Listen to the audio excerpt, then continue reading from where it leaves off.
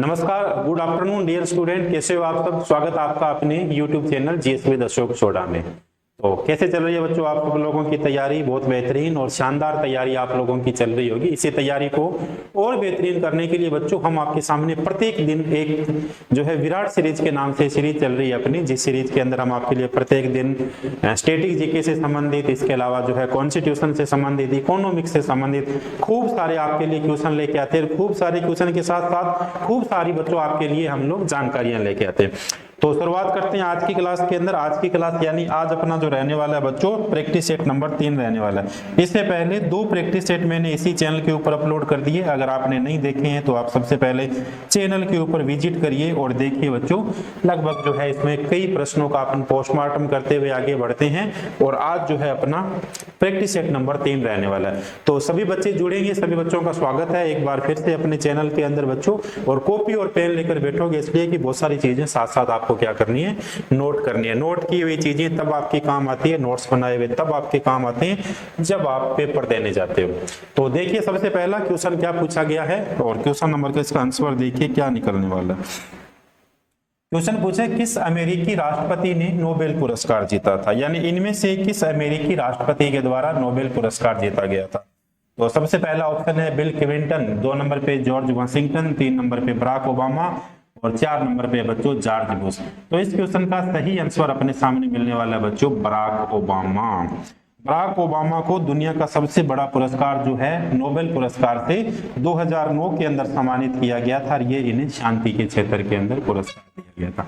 देखिए सबसे पहले कभी भी अपने से पूछा जाए कि दुनिया का सबसे बड़ा पुरस्कार कौन सा होगा, दुनिया का सबसे बड़ा पुरस्कार कौन सा होगा बच्चों, तो कल वाली क्लास में भी मैंने आपको बताया था, धड़ल्ले से जवाब दीजिए आप। सबसे बड़ा पुरस्कार है नोबेल पुरस्कार। नोबेल पुरस्कार है बच्चों। इस पुरस्कार की शुरुआत अपन पढ़ें कि इस पुरस्कार की शुरुआत कब होती है, तो इस पुरस्कार की शुरुआत होती है 1901 के अंदर।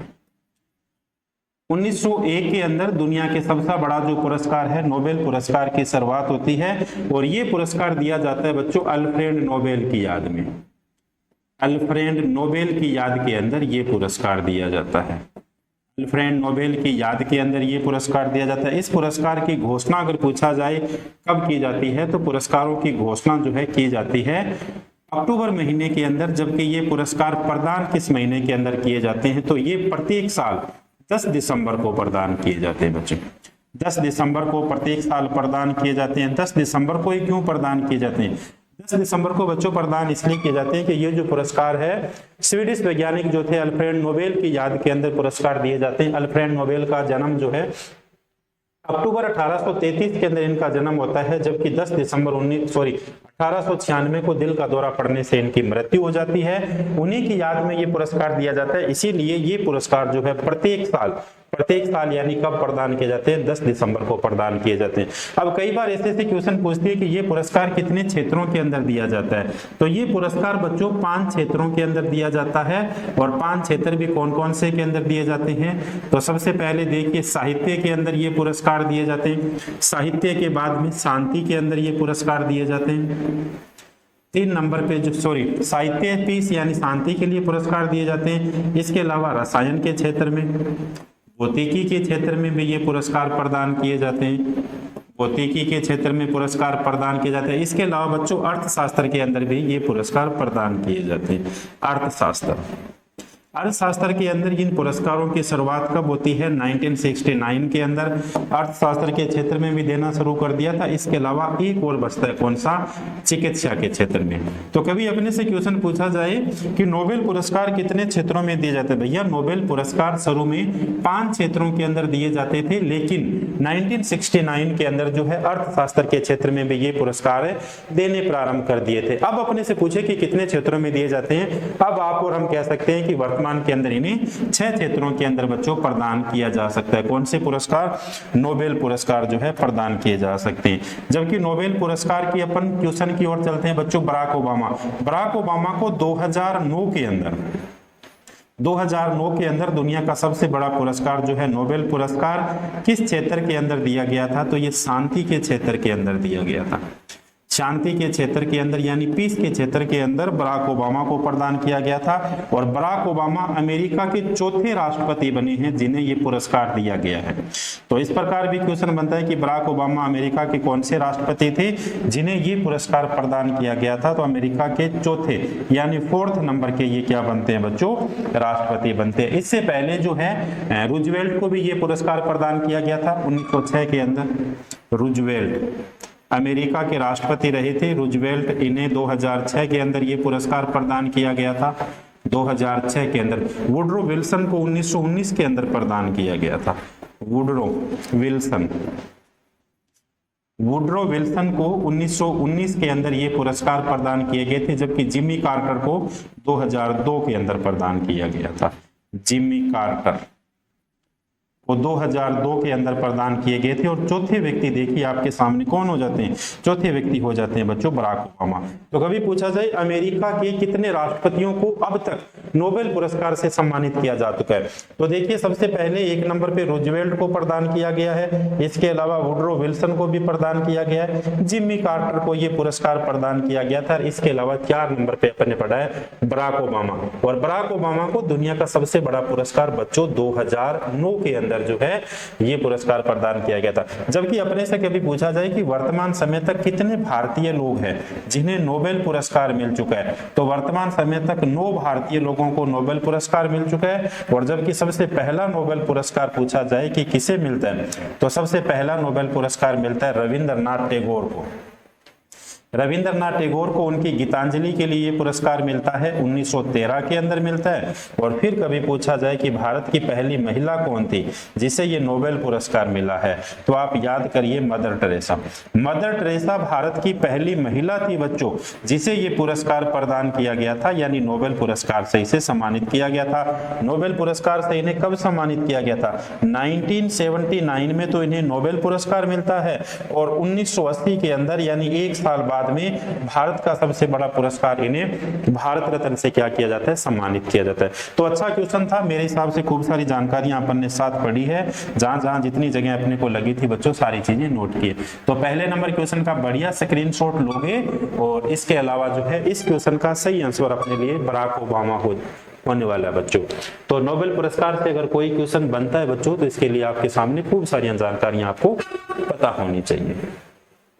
देखो क्वेश्चन नंबर 2 देखिए, ये भी पुरस्कारों से संबंधित है। क्वेश्चन पूछा है कि रेमन मैग्सेसे पुरस्कार की स्थापना किस वर्ष हुई थी। भैया रेमन मैग्सेसे पुरस्कार की स्थापना किस वर्ष हुई थी, तो रेमन मैग्सेसे पुरस्कार की स्थापना होती है बच्चों 1957 में। शायद मैंने आपको कल वाली क्लास के अंदर बताया था। देखिए कुछ फैक्ट लिखिए सीधे सीधे। कैसे फैक्ट होंगे सीधे सीधे, दुनिया का सबसे बड़ा पुरस्कार ये लीजिए नोबेल पुरस्कार। अब आप कहोगे कि सर ये तो आप बार बार लिखा रहे। भैया बार बार लिखोगे तभी तो चीजें याद होगी। मैं भी तो लिख रहा हूं ना आपके सामने बार बार। ये तो नोबेल पुरस्कार हो गया। अब देखिए, अब पूछा जाता है एशिया का नोबेल पुरस्कार। एशिया का नोबेल पुरस्कार, तो एशिया का नोबेल पुरस्कार भी बताइए कौन सा हो जाता है। एशिया का नोबेल पुरस्कार हो गया बच्चों रेमन मैग्सेसे, जो इस क्वेश्चन के अंदर पूछा गया। तो कभी भी पूछा जाए कि एशिया का नोबेल पुरस्कार किसे कहा जाता है, रेमन मैग्सेसे पुरस्कार को कहा जाता है। एशिया का नोबेल पुरस्कार जो है इसकी स्थापना कब होती है, 1957 के अंदर इसकी स्थापना होती है। जबकि नोबेल पुरस्कार की स्थापना 1901 के अंदर हो जाती है, 1901 के अंदर हो जाती है। देखिए कुछ और लिखिए अपन। देखिए भारत का सबसे बड़ा पुरस्कार है कौन सा, भारत रत्न। तो कभी भी पूछा जाए कि भारत रत्न पुरस्कार की शुरुआत कब होती है, तो भारत रत्न पुरस्कार की स्थापना 1954 के अंदर होती है। 2 नंबर पे दूसरा सबसे बड़ा पुरस्कार हो गया पद्म विभूषण।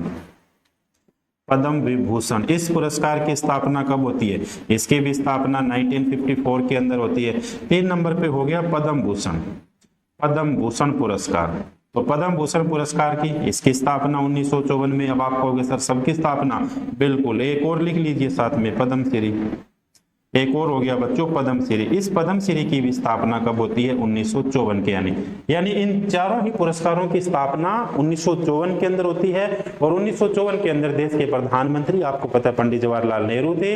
इसके अलावा देश के राष्ट्रपति उस समय तत्कालीन डॉक्टर राजेंद्र प्रसाद थे। सर्वाधिक लंबी अवधि तक रहने वाले भी ये दोनों ही व्यक्ति थे। तो कभी क्वेश्चन पूछा जाए तो आपका आंसर बिल्कुल सही होना चाहिए भैया। अब वापस आते हैं किस क्वेश्चन की ओर, रेमन मैग्सेसे पुरस्कार की स्थापना कब होती है, 19 1957 के अंदर होती है। अब आपसे क्वेश्चन पूछ लिया जाए कि रेमन मैग्सेसे पुरस्कार पाने वाले पहले व्यक्ति कौन थे, तो पहले व्यक्ति थे विनोबा भावे। विनोबा भावे पहले व्यक्ति थे। इन्हें 1958 के अंदर ये पुरस्कार दिया गया था और एक साल बाद में, यानी शुरुआत तो होती है 1957 के अंदर, 58 के अंदर विनोबा भावे को दिया गया था। इसके अलावा कोई महिला भी थी क्या? बिल्कुल महिला थी। लिखिए मदर टेरेसा। मदर टेरेसा को ये पुरस्कार कब मिलता है? रेमन मैग्सेसे 1962 के अंदर, 1962 के अंदर। लिखिए जयप्रकाश नारायण। कई बार इस प्रकार के क्वेश्चन पूछे जाते हैं बच्चों। जयप्रकाश नारायण याद करिए। इंदिरा गांधी का कार्यकाल तब आपको याद आएंगे। जयप्रकाश नारायण, इन्हें दिया गया था 1965 के अंदर, 1965 में। सत्यजीत रे 1967 के अंदर। सत्यजीत रे इन्हें दिया गया था बच्चों 1967 के अंदर। एमएस सुब्बालक्ष्मी 1974। एमएस सुब्बालक्ष्मी 1974। एमएस सुब्बालक्ष्मी को आपको पता है भारत रत्न पुरस्कार भी दिया गया था भैया। एमएस सुब्बालक्ष्मी को कौन सा पुरस्कार? रेमन मैग्सेसे पुरस्कार। किरण बेदी को 1994 में दिया गया। लिखो, कभी पूछा जाए पहली देश की आईपीएस महिला। किरण बेदी 19 ये होगा बच्चों 1994 के अंदर इन्हें ये पुरस्कार दिया गया था। अरविंद केजरीवाल को 2006 के अंदर ये पुरस्कार मिलता है भैया। लिख रहा हूं मैं केजरीवाल 2006 के अंदर ये पुरस्कार मिलता है। कौन सा? Ramon Magsaysay. सोनम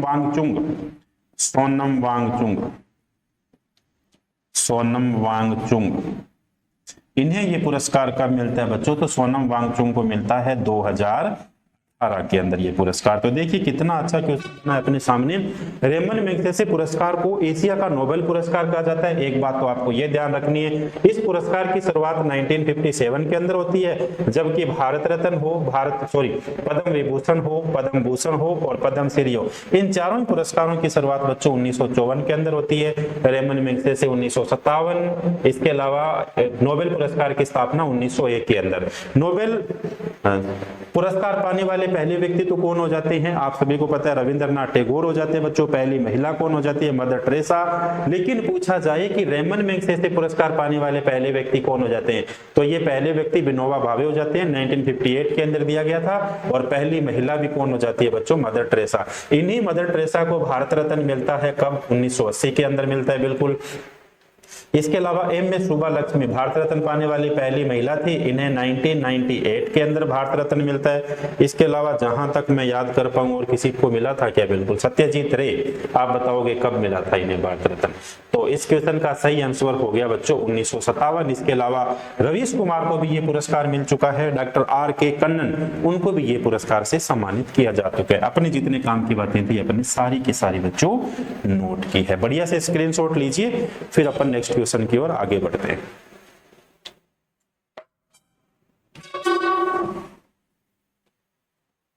चलो देखिए नेक्स्ट क्वेश्चन। अगला क्वेश्चन है, भारतीय संविधान का कौन सा भाग मूल अधिकारों से संबंधित है? कितने अच्छे क्वेश्चन है भैया। भारतीय संविधान का कौन सा भाग जो है मूल अधिकारों से संबंधित है? कुछ बातें पढ़ते हैं इनके बारे में। देखो, सबसे पहले अपन पढ़ें तो दुनिया के अंदर सबसे पहले मूल अधिकार यानी मौलिक अधिकार, दुनिया में सबसे पहले मूल अधिकार यानी मौलिक अधिकारों की मांग करने वाला अगर कोई देश था बच्चों, तो दुनिया में सबसे पहले मूल अधिकारों की मांग की थी फ्रांस ने, फ्रांस के द्वारा। जबकि दुनिया में मौलिक अधिकार प्रदान करने वाला देश, मौलिक अधिकार प्रदान करने वाला देश अपने संविधान के अंदर लिखित रूप से, तो ये क्या कहा जाता है? अमेरिका। अमेरिका के आगे लिखोगे 1791 के अंदर अमेरिका ने मूल अधिकार दिए थे लोगों को, और 1789 के अंदर फ्रांस की क्रांति होती है। इसी फ्रांस की क्रांति के अंदर लोगों के द्वारा मूल अधिकार, मौलिक अधिकारों की मांग की गई थी पूरी दुनिया के अंदर। और सबसे पहले मौलिक अधिकार प्रदान करने वाला कोई देश बनता है तो उस देश का नाम था अमेरिका। यानी 1791 के अंदर दुनिया का सबसे पहला लिखित संविधान या सबसे पुराना लिखित संविधान किसी देश का था तो वो अमेरिका का है। इसीलिए मौलिक अधिकार प्रदान करने वाला देश भी कौन सा बन जाता है? अमेरिका बन जाता है।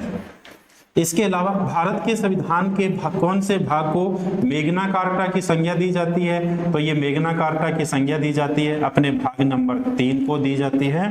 मैग्ना कार्टा की संज्ञा भाग नंबर 3 को प्रदान की जाती है। क्यों प्रदान की जाती है बच्चों? इसके अंदर अपने को मौलिक अधिकार मिलते हैं। जबकि भारत में मौलिक अधिकारों को अनौपचारिक रूप से मांग करने वाला व्यक्ति कौन था? तो अनौपचारिक रूप से मांग करने वाला व्यक्ति था बाल गंगाधर तिलक। बाल गंगाधर तिलक। देखिए, जब अपन संविधान पढ़ते हैं तो संविधान के अंदर 1895 के अंदर स्वराज बिल के अंदर सबसे पहले मौलिक अधिकारों की, सबसे पहले संविधान की मांग करते हैं बाल गंगाधर तिलक, और उसी के अंदर उन्होंने कहा था कि हमारे लिए अधिकार भी होने चाहिए। तो कभी अनौपचारिक रूप से पूछे तो बाल गंगाधर तिलक होगा। इसके अलावा मौलिक अधिकारों का प्रस्ताव कौन पारित करता है? तो मौलिक अधिकारों का प्रस्ताव पारित करते हैं सरदार वल्लभ भाई पटेल, और ये प्रस्ताव पारित किया गया था बच्चों 1931 के अंदर, और 1931 के अंदर भारतीय राष्ट्रीय कांग्रेस का कराची का अधिवेशन था। इसी कराची के अधिवेशन के अंदर मौलिक अधिकारों का प्रस्ताव पास किया गया। मौलिक अधिकार एक समिति बनाई गई, और इसी मौलिक अधिकार समिति के अध्यक्ष बनते हैं खुद सरदार पटेल, और मौलिक अधिकार उप समिति बनाई गई थी। उस मौलिक अधिकार उप समिति के अध्यक्ष बनते हैं, देखिए, जे.बी. कृपलानी। कितनी सारी जानकारियां दी आपको, जे.बी. कृपलानी बनते हैं। अब अपन वापस आते हैं इसी क्वेश्चन की ओर। क्या इस क्वेश्चन के अंदर कि कौन से भाग के अंदर मिलता है? तो ये लीजिए, भाग नंबर 3 के अंदर मिलता है। बच्चों, भाग नंबर 3 जब आप और हम पढ़ते हैं तो भाग नंबर 3 में आर्टिकल मिलते हैं भैया 12 से लेके आर्टिकल नंबर 35 तक मिलते हैं। कितने मौलिक अधिकार मूल संविधान में मिलते हैं? छोटे छोटे क्वेश्चन है, कई बार अपन गलत करके आते हैं कि मूल अधिकार जो है ये मूल संविधान के अंदर कितने मिलते हैं। जब भी कभी भी कोई भी आपसे कहे कि मूल संविधान, क्या मतलब निकालोगे आप? मूल संविधान का मतलब निकालोगे बच्चों 26 जनवरी 1950 को जो संविधान लागू किया गया था वो मूल संविधान था। इस मूल संविधान के अंदर मौलिक अधिकारों की संख्या मिलती है कितनी? 7। और वर्तमान के अंदर मौलिक अधिकारों की संख्या कितनी मिलती है? तो वर्तमान में मौलिक अधिकारों की संख्या 6 मिलती है। एक मौलिक अधिकार हटा दिया गया और ये था संपत्ति का मूल अधिकार। सुमन महावर कौन सा? संपत्ति का मूल अधिकार था। हर बार बच्चे ये 42वां संविधान संशोधन 1978 करती है, जबकि 44वां संविधान संशोधन था बच्चों 1978 के अंदर। तो संपत्ति का मूल अधिकार ये हटता है 44वें संविधान संशोधन 1978 के द्वारा। उस समय देश के जो प्रधानमंत्री थे, उस समय देश के प्रधानमंत्री थे मोरारजी भाई देसाई।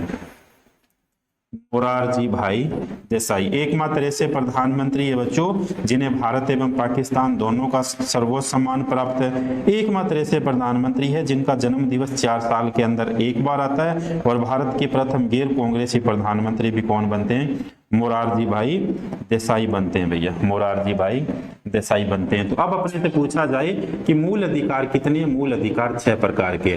देखो थोड़ा सा आप देखिए, कभी भी पूछा जाए मूल अधिकार मूल संविधान में कितने, अपना आंसर कितना आ गया? 7। फिर पूछा जाए मूल अधिकार वर्तमान के संविधान में कितने, अपना आंसर कितना आ गया? 6 आ गया। फिर अपने से पूछिए कि मूल कर्तव्य फंडामेंटल ड्यूटीज, मूल कर्तव्य फंडामेंटल ड्यूटीज, ये मूल संविधान के अंदर कितने? मूल संविधान में एक भी नहीं। तो फिर इसका मतलब वर्तमान के अंदर कितने? वर्तमान के अंदर मूल कर्तव्य अपने को 11 मिलते हैं बच्चों। फिर अगली बात, भारत के संविधान का आर्टिकल नंबर जो 19 है, आर्टिकल नंबर 19 है, इस 19 के अंदर मूल संविधान में स्वतंत्रता कितने प्रकार की थी? ये लीजिए 7 प्रकार की। फिर अपने से पूछे कि भैया बताइए ना वर्तमान के अंदर कितने प्रकार की है? तो वर्तमान के अंदर 6 प्रकार की है। ये लीजिए, छोटे छोटे क्वेश्चन है, बिल्कुल महीन से क्वेश्चन है। आपको और हमें ये लगता है कि बिल्कुल हमें आते हैं, लेकिन जब अपन पेपर देने जाते हैं तब अपने कहीं ना कहीं लगता है यार मूल अधिकार कितने थे, पहले कितने थे, वर्तमान में कितने, मूल कर्तव्य पहले कितने थे, मूल संविधान में कितने थे, कब जोड़े गए थे, वर्तमान के अंदर कितने, आर्टिकल नंबर 19 के अंदर जो है स्वतंत्रता कितने प्रकार की थी, वर्तमान में कितने प्रकार की है। तो यहाँ पे बिल्कुल कंफ्यूजन नहीं होना है, एक एक जो है पॉइंट को आप क्या करोगे बच्चों, बेहतरीन तरीके से कवर करोगे। बढ़े अपन आगे, बताइए। बढ़ो सर, बिल्कुल आगे बढ़ो, आगे बढ़ेंगे तभी तो भैया कहीं पहुंचेंगे, नहीं तो कहां पहुंचेंगे। चलो बढ़िया स्क्रीनशॉट लीजिए, फिर अपन आगे बढ़ते। ये लो, कितना अच्छा क्वेश्चन है भैया। बताइए इस क्वेश्चन का क्या आंसर होने वाला है। सब बच्चे बताएंगे इस क्वेश्चन का सही आंसर क्या है। क्वेश्चन में पूछा गया अल्लाह रिपु नृत्य, क्वेश्चन में पूछा गया अल्लाह रिपु नृत्य जो है निम्नलिखित में से किस शास्त्रीय नृत्य का रूप है। कोई भी पेपर दीजिए, चाहे आप एसएससी दीजिए, रेलवे दीजिए, आरपीएफ दीजिए, कांस्टेबल दीजिए, दिल्ली पुलिस दीजिए, भैया भरतनाट्यम से आपको एक क्वेश्चन देखने को मिलेगा। जितनी बार पढ़ोगे उतनी बार आपको ये चीजें याद रहेगी। तो भरतनाट्यम क्लासिकल डांस, अल्लाह रिपु नृत्य जो है इसमें भरतनाट्यम क्लासिकल डांस। देखो छोटी छोटी बात फटाफट मैं आपके सामने लिख रहा हूँ। भारत में क्लासिकल डांस की संख्या कितनी? 8। आप कहोगे भारत के अंदर अर्धशास्त्रीय नृत्य की संख्या कितनी? आप कहोगे सर 1। अर्धशास्त्रीय नृत्य है कौन सा भैया? आप कहोगे सर 6 अर्धशास्त्रीय नृत्य। बिल्कुल, भारत की कला एवं संस्कृति मंत्रालय गजेंद्र सिंह शेखावत है वर्तमान के अंदर बच्चों, उसके द्वारा क्लासिकल डांस की संख्या भारत के अंदर 8 रखी गई है। फिर देखिए छोटी छोटी बातें किस प्रकार से पेपर में आती है। सबसे प्राचीन क्लासिकल डांस कौन सा हो गया? सबसे प्राचीन क्लासिकल डांस भरतनाट्यम हो गया। नोट करते जाओगे साथ साथ, भरतनाट्यम हो गया। दक्षिण भारत का क्लासिकल डांस कौन सा हो गया? हर बार में जब भी ये क्वेश्चन आता है तब मैं सारी चीजें आपको नोट करवाता हूँ। दक्षिण भारत का भी भरतनाट्यम हो गया, बिल्कुल भरतनाट्यम हो गया।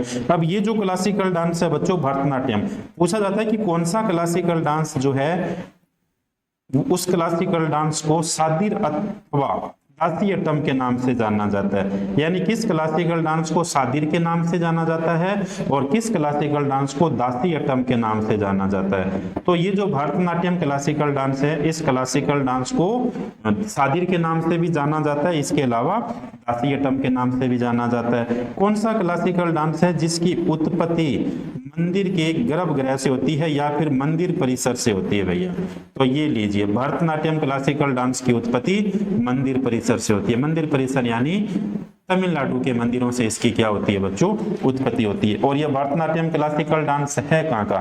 भरतनाट्यम क्लासिकल डांस है बच्चों तमिलनाडु का। तमिलनाडु का है, इसीलिए इसे दक्षिण भारत का क्लासिकल डांस कहा जाता है। क्लियर हुआ? बिल्कुल क्लियर। अब देखिए अल्लाह रिपु, ये जो क्लासिकल डांस है इसकी शुरुआत पूछा जाए किस नृत्य के साथ होती है? इस क्लासिकल डांस की शुरुआत होती है अल्लाह रिपु के साथ में। अल्लाह अल्लाह चिल्लाना है अपने को, किस तरह चिल्लाना है? अल्लाह अल्लाह। तो शुरुआत तो किससे होगी? अल्लाह रिपु से होगी। और समापन पूछा जाए किससे हो जाता है? मैंने कहा अल्लाह अल्लाह चिल्लाना है, तो ये तिल्लाना से इसके क्या हो जाता है बच्चों? समापन हो जाता है। यानी शुरुआत की जाएगी तो किस नृत्य के साथ शुरुआत की जाएगी? अल्लाह रिपु नृत्य के साथ में। अगर समापन किया जाएगा तो किस नृत्य के साथ में? तिल्लाना के साथ में इसकी जो है बच्चों समापन किया जा सकता है। इसके अलावा जो है भरतनाट्यम क्लासिकल डांस जो है बच्चों ये केवल और केवल महिलाओं के द्वारा किया जाता है, यानी पुरुषों की इसके अंदर कोई भागीदारी नहीं होती। महिलाओं के द्वारा ये क्लासिकल डांस किया जाता है। इसके अलावा इस क्लासिकल डांस को पुनर्जीवित करने का श्रेय ई कृष्ण अय्यर को जाता है। ई कृष्ण अय्यर को जाता है। खूब सारी बातें हैं इसके बारे में देखिए, चाहे अपन 2 बार बोर्ड भरें 3 बार बोर्ड भरें। इसके अलावा इस क्लासिकल डांस की शैलियां कितनी हैं, इस क्लासिकल डांस के अंदर कितने प्रकार के नृत्य होते हैं बच्चों? तो 7 शैलियां मिलती है इस क्लासिकल डांस की। इसके अलावा 6 प्रकार अलग अलग मिलते हैं। इसके अलावा जो अल्लाह रिपु के साथ इसकी शुरुआत होती है, तिल्लाना के साथ इसका समापन होता है, जत्थी स्वरम मिलता है, शब्दम मिलता है, वर्णम मिलता है। ये सारी चीजें कहाँ पे मिलती है बच्चों? इनसे संबंध। इसके अलावा कई बार जो है इसके कलाकार भी पूछे जाते हैं, तो आने वाली क्लासों के अंदर अपने इससे संबंधित कलाकार भी पढ़ेंगे। कवर हुआ बच्चों? बिल्कुल कवर। देखो कथक कहाँ का क्लासिकल डांस हो गया? उत्तर प्रदेश का हो गया। सही लिख रहा हूं क्या मैं? आप कहोगे सर बिल्कुल सही लिख रहे हो। ये तो उत्तर भारत का हो जाता है। ओडिसी कहाँ का हो जाता है भैया? ओडिसी तो हो गया उड़ीसा का। ओडिसी क्लासिकल डांस उड़ीसा का हो गया। कथकली कहाँ का हो गया? कथकली हो जाता है केरल का। कौन सा स्टेट है जिसके 2 क्लासिकल डांस है? केरल। और भरतनाट्यम कहाँ का हो गया? ये हो गया बच्चों तमिलनाडु का।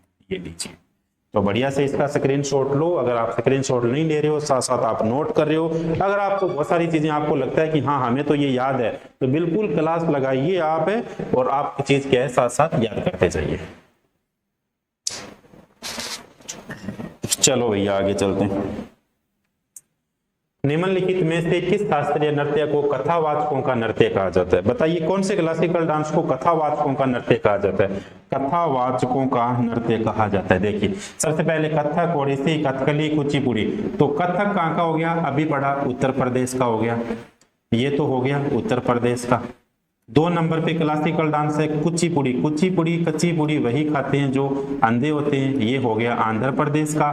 ओडिसी देखिए ये है ओडिशा का, ये हो गया ओडिशा का। और 4 नंबर पे कथकली कहाँ का क्लासिकल डांस हो जाता है? कथकली हो जाता है केरला का, यानी केरल का क्लासिकल डांस। कथावाचकों का समूह कौन सा क्लासिकल डांस है? कथक। कथावाचकों का कथक हो गया।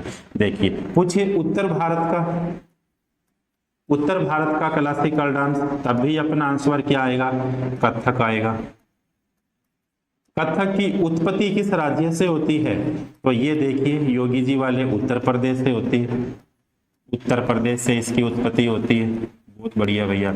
इसी को कथावाचकों का समूह कहा जाता है। कथावाचकों, कथा का मतलब होता है कथा को कहने वाला, कथावाचकों का समूह हो गया बच्चों। ये लीजिए, ये हो गया कौन सा डांस हो गया भैया? कथक डांस हो जाता। कथक से संबंधित कई बार एसएससी कथक के घराने पूछती है कि कथक के घराने कौन कौन से हैं। तो कथक के घराने देखिए जयपुर घराना, ग्वालियर घराना, ग्वालियर घराना, इसके अलावा और कौन सा हो गया? लखनऊ घराना। एक घराना तो मैं हमेशा बोलता हूँ भैया, 4 घराने देखिए, जयपुर घराना हो गया, ग्वालियर घराना हो गया, लखनऊ घराना हो गया, बनारस भी घराना है क्या? बिल्कुल बनारस है, तो बताइए, नहीं है तो आप काटा मारोगे, कमेंट करके बता दोगे। ये लीजिए, तो 4 इसके घराने हो जाते हैं। इसके अलावा देखिए पूछा जाता है, कई बार एग्जाम्स के अंदर पूछा जाता है कि बिरजू महाराज, बिरजू महाराज इन्हीं से संबंधित है भैया। लच्छू महाराज इन्हीं से संबंधित है। लच्छू महाराज, बिरजू महाराज, लच्छू महाराज, सुखदेव महाराज, सुखदेव महाराज, सुखदेव, ये सारे के सारे जितने भी महाराज है। कभी भी आपको लगे कि सारे के सारे, देखिए कुछ ऐसी सीधी सी बातें, देखिए कभी भी ऐसे से पूछे कि बिरजू महाराज का संबंध किससे है, लच्छू महाराज का संबंध किससे है, सुखदेव महाराज का संबंध किससे है, अच्छन महाराज का संबंध है, तो कभी भी आपके सामने अगर बच्चों महाराज शब्द आ जाता है तो इसका मतलब आपको आंख बंद करके जवाब देना है वो कौन सा क्लासिकल डांस हो गया? कथक डांस हो गया। कभी भी आपके सामने रेड्डी लिखा हुआ आ जाता है, रेड्डी का मतलब राजा रेड्डी आ जाता है, राधा रेड्डी आ जाता है, स्वप्ना रेड्डी आ जाता है, कोई भी रेड्डी आ जाता है, तब आपका कौन सा होगा बच्चों? तो तब आप आंख बंद करके कुचिपुड़ी, कुचिपुड़ी जवाब दोगे। कुचिपुड़ी यानी कहाँ का हो गया? आंध्र प्रदेश का हो गया। तो जितने जितने कलाकार रेड्डी रहते हैं बच्चों, तो वो सारे के सारे किससे संबंधित रहते हैं? कुचिपुड़ी से संबंध रहते हैं। क्यों? क्योंकि कच्ची पुड़ियां हमेशा कौन खाने के लिए रेडी रहते हैं? अंधे लोग खाने के लिए रेडी रहते हैं। तो अंधे लोग खाने के लिए रेडी रहते हैं, तो ये कहाँ का हो गया? आंध्र प्रदेश का हो गया। और देखिए क्या रहते हैं? रेडी रहते हैं। तो जितने भी रेडी आपको मिले वहां पर आप आंख बंद करके रेडी यानी जवाब दे दीजिए आंध्र प्रदेश का क्लासिकल डांस होगा। कौन सा क्लासिकल डांस होगा? तो ये लीजिए क्लासिकल डांस हो गया भैया कुचिपुड़ी। कौन सा हो गया बच्चों? कुचिपुड़ी। बढ़िया, चलो आगे बढ़े। देखिए दिल्ली पुलिस के को टारगेट करके अपनी ये सीरीज चल रही है, जिस सीरीज का नाम है विराट सीरीज। इस सीरीज के अंदर प्रत्येक दिन अगर मैं आपके सामने 10 क्वेश्चन भी लेके आता हूं, तो प्रत्येक 10 क्वेश्चन के अंदर कोई भी क्वेश्चन पीछे का उठा के देखिए, लगभग 10 क्वेश्चन का मतलब ये हो गया कि आपके जो है बच्चों 100 क्वेश्चन आपके क्या हो रहे हैं? कवर हो रहे हैं। चाहे कोई भी प्रश्न देख लो आप, जो भी मैं प्रश्न आपको करवा रहा हूँ उससे संबंधित 5 बात, 6 बात, 7 बात, 8 बात, कई बात तो आपको 20 बात देखने को मिल जाती है। तो लगभग आपके क्या है बच्चों 10 क्वेश्चन का मतलब ये हो गया कि आपके सामने 100 क्वेश्चन कवर हो रहे हैं। अगर आप कंटिन्यू सीरीज के साथ 3 या 4 महीने चलते हो बच्चों, तो दिल्ली पुलिस के अंदर लगभग जितने क्वेश्चन पूछे जाते हैं जीके के, उन सारे क्वेश्चन को आप और हम कवर करेंगे भैया।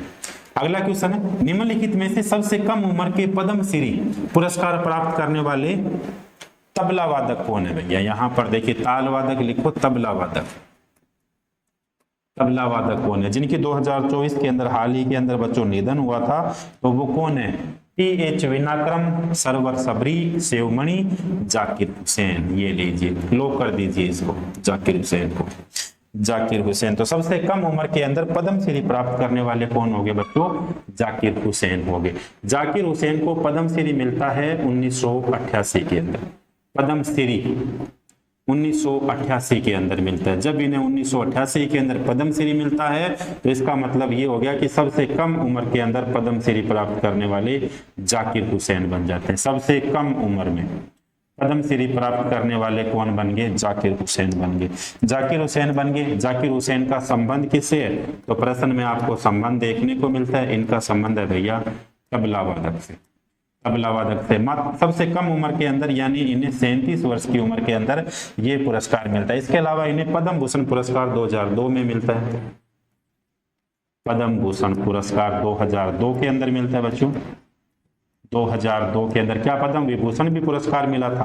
बिल्कुल पद्म विभूषण पुरस्कार मिला था। पद्म विभूषण जो भारत का दूसरा सबसे बड़ा पुरस्कार है और ये इन्हें मिलता है 2023 के अंदर इन्हें ये पुरस्कार मिलता है। इसके अलावा बच्चों ग्रैमी अवार्ड भी इन्हें मिलता है। ग्रैमी अवार्ड, ग्रैमी अवार्ड ये लीजिए किसे मिलता है? जाकिर हुसैन को मिलता है। जाकिर हुसैन का संबंध किससे हो गया? जाकिर हुसैन का संबंध जो है तबला वादक से इनका क्या हो जाता है? संबंध हो जाता है। अगला क्वेश्चन देखिए, निम्नलिखित में से कौन सा शब्द भारतीय संविधान की मूल प्रस्तावना में नहीं था? यह संविधान है भैया, भारतीय संविधान की मूल प्रस्तावना के अंदर नहीं था। देखो प्रस्तावना से संबंधित प्यारे बच्चों एक क्वेश्चन पूछा जाता है। सबसे ज्यादा तो क्वेश्चन ये पूछा जाता है 42वें संविधान संशोधन से संबंधित, चाहे वो किसी प्रकार से उसको रिलेट करके पूछे, लेकिन क्वेश्चन पूछा जाता है प्रस्तावना से संबंधित। तो निम्नलिखित में से कौन सा शब्द भारतीय संविधान की मूल प्रस्तावना का हिस्सा नहीं था? धर्मनिरपेक्ष शब्द, लोकतंत्र, गणराज्य, संप्रभु सत्ता, ये सारे के सारे शब्द थे क्या? देखो लोकतंत्र शब्द अपने को मूल संविधान की प्रस्तावना में मिलता है, बिल्कुल इसका मतलब ये आंसर नहीं हो सकता। संप्रभु सत्ता ये भी अपने को सोवरेनिटी मूल संविधान के अंदर मिलता है। गणराज्य शब्द, रिपब्लिक, ये भी अपने को मूल संविधान के अंदर मिलता है। तो इसका मतलब लोक कौन से करो? लोक तो मैंने पहले 3 को कर दिए, इसको अपन राइट कर देते हैं। धर्मनिरपेक्ष शब्द, देखिए भारत के संविधान की प्रस्तावना, कुछ चीजें छोटी छोटी है साथ आपको नोट करनी। भारत के संविधान की प्रस्तावना, भारतीय संविधान की प्रस्तावना के जनक पूछे तो भारतीय संविधान की प्रस्तावना के जनक होते हैं पंडित नेहरू। प्रस्तावना भारत के संविधान में किसके द्वारा रखी गई थी? भैया जनक नेहरू है तो नेहरू के द्वारा रखी गई। और नेहरू के द्वारा कब रखी गई थी? ये रखी गई थी संविधान सभा की तीसरी बैठक 13 दिसंबर 1946 को रखी गई थी। कब ये जो है प्रस्तावना को स्वीकार कब किया गया था संविधान सभा के द्वारा? तो ये किया गया था 22 जनवरी 1947 को ये जो है बच्चों स्वीकार किया गया था प्रस्तावना को। प्रस्तावना के अंदर क्या संशोधन भी होता है? बिल्कुल संशोधन होता है, अमेंडमेंट होता है। और संशोधन कितनी बार होता है? सबसे पहला तो क्वेश्चन यही पूछा जाता है कि भारतीय संविधान की प्रस्तावना में संशोधन कितनी बार हुआ? तो बच्चों वर्तमान समय तक संशोधन एक ही बार होता है। एक बार संशोधन हुआ कब था? तो आप याद करिए मिनी कॉन्स्टिट्यूशन 42वां संविधान संशोधन 1976 के अंदर होता है। इस 1976 के अंदर 3 शब्द प्रस्तावना के अंदर जोड़े गए थे। कौन कौन से शब्द जोड़े गए थे?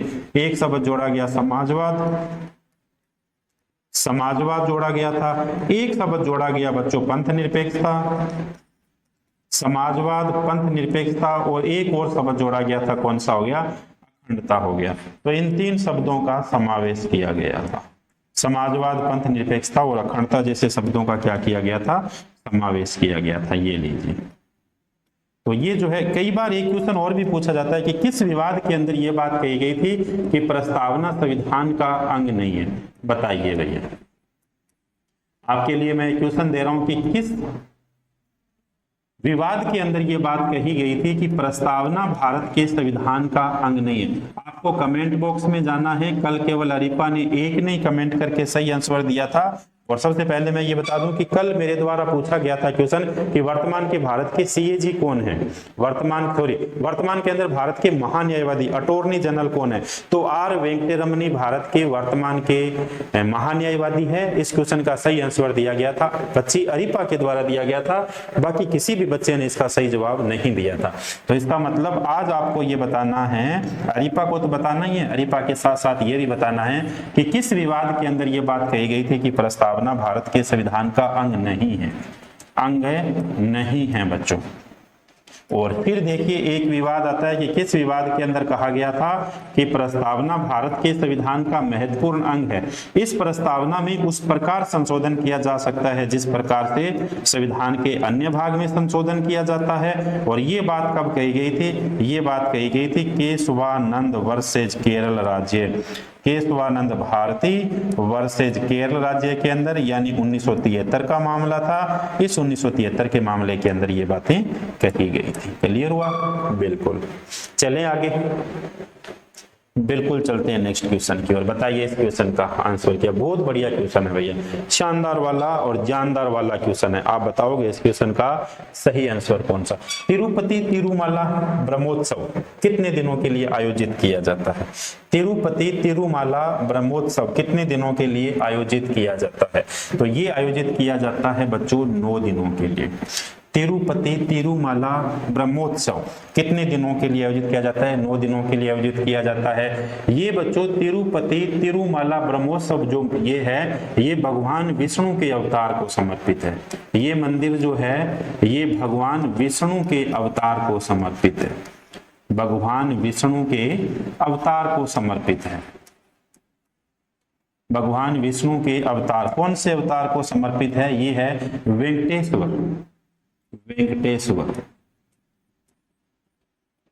भगवान विष्णु के अवतार वेंकटेश्वर के सम्मान के अंदर बच्चों इस मंदिर का क्या किया गया है? निर्माण किया गया। समझ में आई नहीं आई?